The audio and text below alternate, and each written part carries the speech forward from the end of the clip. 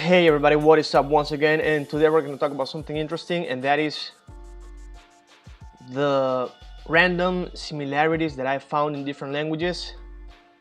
It's quite funny sometimes, maybe not funny at all, depends on whether you think it's funny or not. Okay, but these are just random things. We're going to talk right now as it is. For example, let's say in Chinese, ta means her, means he or she, ta. And in Bulgarian, tia, right, tia means she. All right, not so funny, but that's an interesting thing. Another thing that's interesting, in Greek, ne means yes. In Bulgarian, ne means no. We know that in Russian, nye is no, but in Bulgarian it's literally the same as in Greek, and they are neighbors. That's a funny thing though. All right, maybe not so funny though.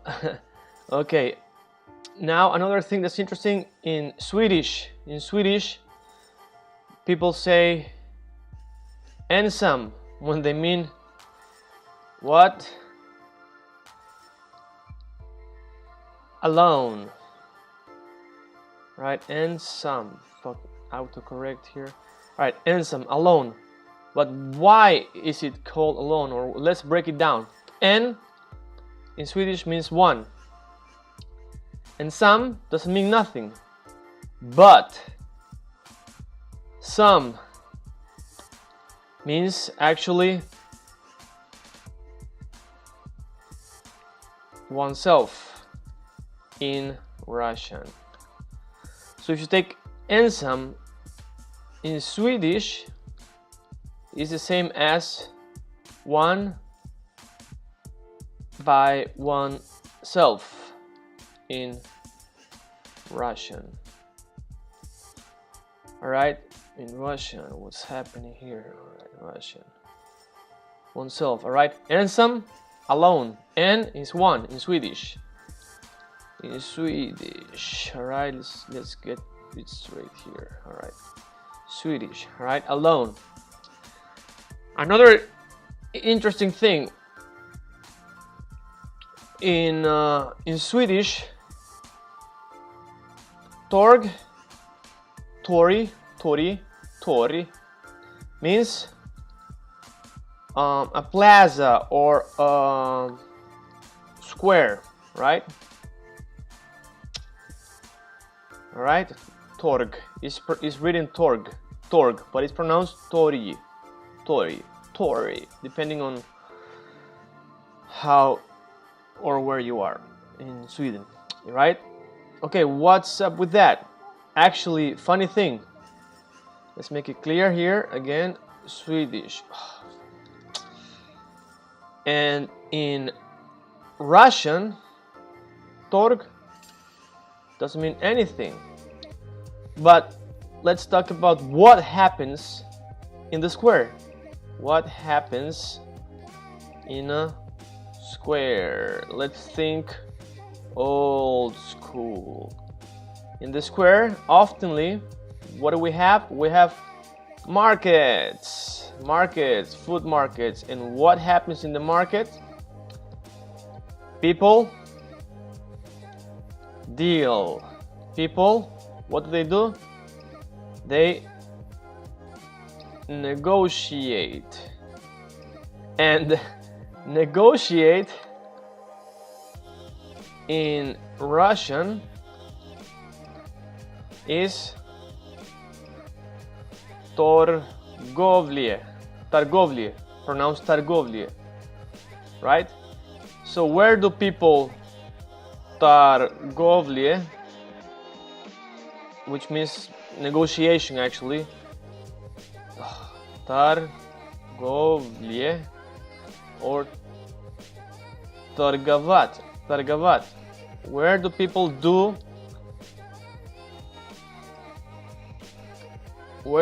do these negotiations? Where? In the plaza, market. And what is plaza in Swedish? Torg, Swedish. Alright, there you go. So, that's another one. Maybe interesting. Let's think about something else. What else comes to mind right now? This is a funny one. This is what I called camouflage. There you go. Or camouflage. When we have, for example, similar languages like Spanish and Italian or Portuguese or Swedish and Danish or Swedish and German or Russian and Bulgarian. Let's take an example. Spanish and Italian.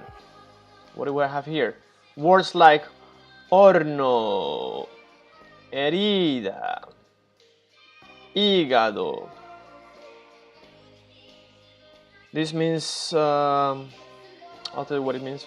But in Italian, just, what do? We decamouflage the letter H.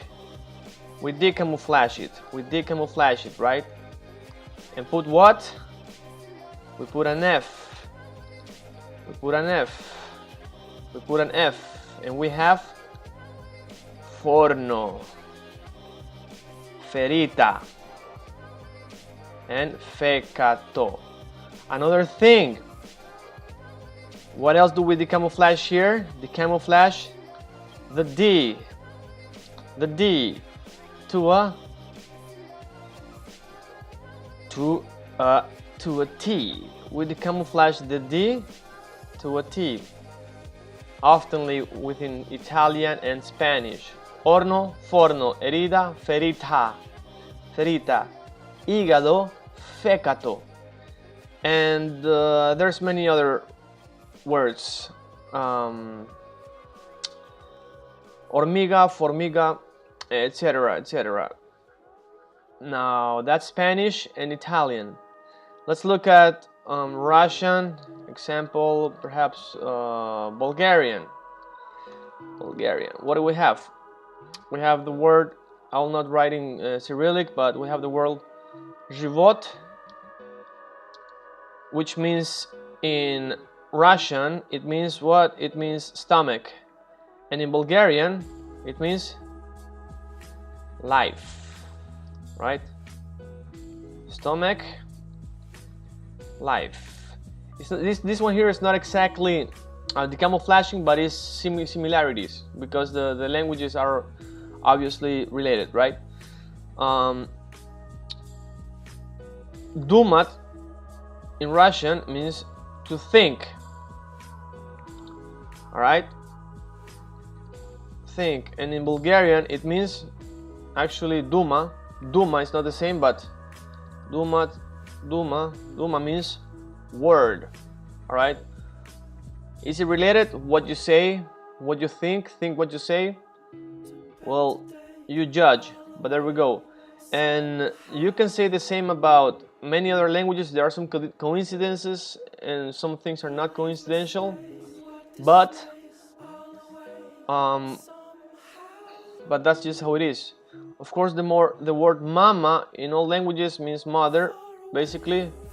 But here's a funny one. Wawa in Chinese, all Chinese, means baby, and wawa means also baby in what?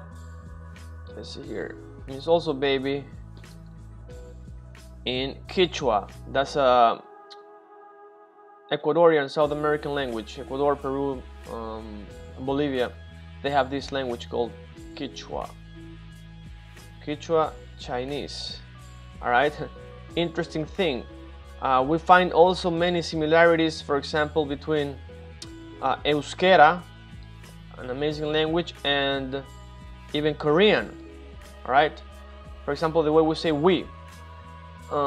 Between those languages, as well between Quechua and Hungarian and Sanskrit. So we found here what? We found Swedish, Russian, Chinese, Bulgarian, Russian, Bulgarian, French, Greek, and so on. Obviously, you find this with all the languages. And one more thing that just came to mind, again, it's Russian and Swedish. What do we have in Russian? We have the word mnogo, which is actually the same word in Bulgarian, not mongo, mnogo, which means in Russian it means many or a lot. But in Swedish, if you just change one letter, you have manga. Well, that's how you read it, you would assume. But actually in Swedish, this letter is pronounced O, right? So let's say you change mnogo to mongo. How is it related? Because in Russian, this is pronounced like an A, and in Swedish, this is pronounced like an O. Monga, mnoga. Monga, mnoga. So actually, phonetically, it's just moving one sound to the other. If you just look at it blindly, let's say, you will say mnogo, monga, this is O, this is A, but actually this O that sounds like an A, like this one here, and this A, looking A, you would say, if you don't know Swedish, sounds like an O. So monga, mnoga. Mnoga, monga. There you go. Is it interesting or not? Nobody will tell you this, but some and some. There we go. All these different similarities. And that's it.